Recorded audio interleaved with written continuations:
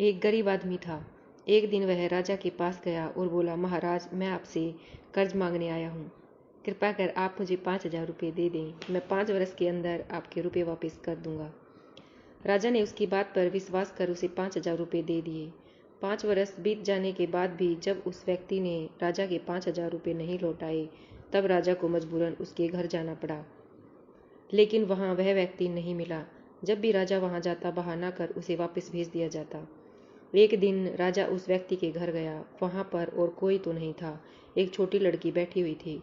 राजा ने उसी से पूछा, तुम्हारे पिताजी कहाँ हैं? लड़की बोली, पिताजी स्वर्ग का पानी रोकने गई हैं।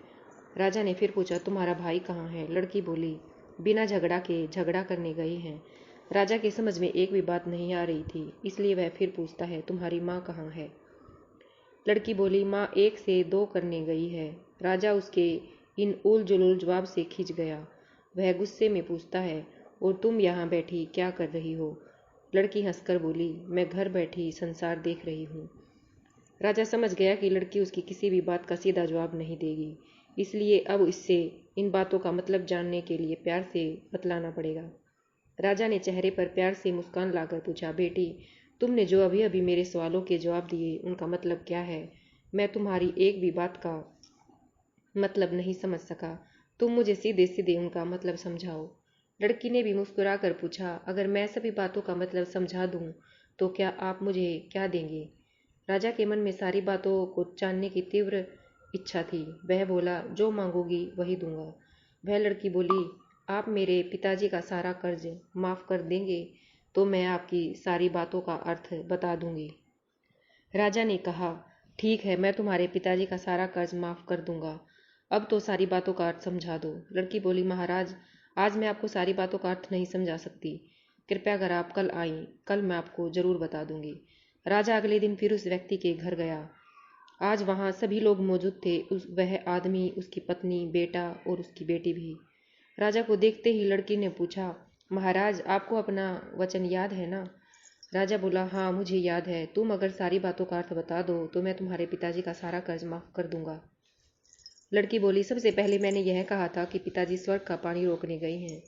इसका मतलब था कि वर्षा तो हो रही थी और हमारे घर की छत से पानी टपक रहा था। पिताजी पानी रोकने के लिए छत को बना रहे थे, यानी वर्षा का पानी आसमान से ही गिरता है और हम लोग तो यही मानते हैं कि आसमान में ही स्वर्ग है। बस पहली बात का अर्थ यही है। दूसरी बात मैंने कही थी कि भैया बिना झगड़ा के झगड़ा करने गए हैं। इसका मतलब था कि वे रेंगनी के कांटों को काटने गए थे। अगर कोई भी रेंगनी के कांटे को काटेगा तो उसका शरीर में जहाँ तहाँ कांटा गड़ ही जाएगा, यानी झगड़ा नहीं करने पर भी झगड़ा होगा और शरीर पर खरोंच आ जाएगी। राजा उसकी बातों से सहमत हो गया। वह मन ही मन उसकी चतुराई की प्रशंसा करने लगा। उसने उत्सुकता के साथ पूछा, और तीसरी चौथी बात का मतलब क्या है बेटी, वह भी बताओ। लड़की बोली, महाराज, तीसरी बात मैंने कही थी कि माँ 1 से 2 करने गई है। इसका मतलब था कि माँ अरहर की दाल को पीसने, यानी उसे 1 का 2 करने गई है। अगर साबुत दाल को पीसा जाए तो 1 दाने का 2 भाग हो जाता है, यानी यही था 1 का 2 करना।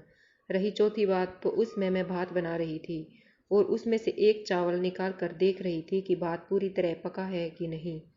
इसका मतलब है कि मैं 1 चावल देखकर ही जान जाती कि पूरा चावल पका है कि नहीं।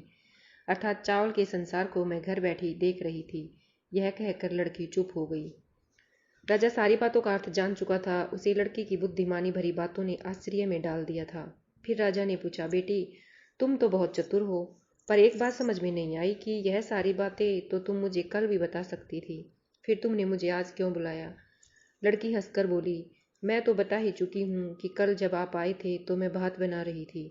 अगर मैं आपको अपनी बातों का मतलब समझाने लगती तो भात गीला हो जाता या जल जाता, तो माँ मुझे जरूर पीटती। फिर घर में कल कोई भी नहीं था। अगर मैं इनको बताती कि आपने कर्ज माफ कर दिया है तो ये मेरी बात का विश्वास नहीं करते। आज स्वयं आपके मुंह से सुनकर ही इन्होंने कि आपने इनका कर्ज माफ कर दिया है, जहां इन्हें विश्वास हो जाएगा वहीं खुशी भी होगी। राजा लड़के की बात सुनकर बहुत ही प्रसन्न हुआ। उसने अपने गले से मोतियों की माला निकालकर उसे देते हुए कहा, बेटी, यह लो अपनी चतुराई का पुरस्कार। तुम्हारे पिताजी का कर्ज तो मैं माफ कर ही चुका हूँ। अब तुम्हें या तुम्हारे घर वालों को मुझसे बहाना बनाना नहीं पड़ेगा। अब तुम लोग निश्चित होकर रहो। अगर फिर कभी भी किसी चीज़ की ज़रूरत हो तो बेझिझक होकर मुझसे कहना। इतना कहकर राजा लड़के को आशीर्वाद देकर चला गया। लड़के के परिवार वालों ने उसे खुशी से गले लगा लिया।